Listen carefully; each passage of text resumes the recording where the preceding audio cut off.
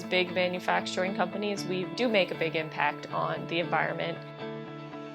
Originally, I got into this field because I was interested in the environmental part of it. I started being interested in sustainability. I started being interested in, the effect that we have as humans on the outside environment. I feel like this is the environment where we can make the most difference.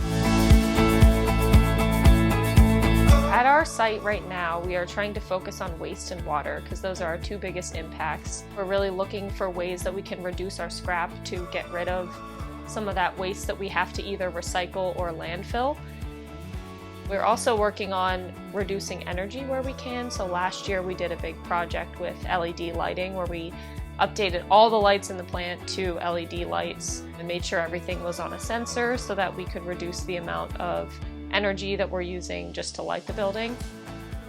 So even though we're not paying for our water as you would with city water, we are taking it out of the ground. So that is a natural resource that we are depleting by doing that. And so it's important for us to try to minimize the impact on the outside environment by being good stewards of that water that we're taking out of the earth. We're looking to do some projects down the road that would allow us to make all of our water that we use on site closed loop and have it be recirculating.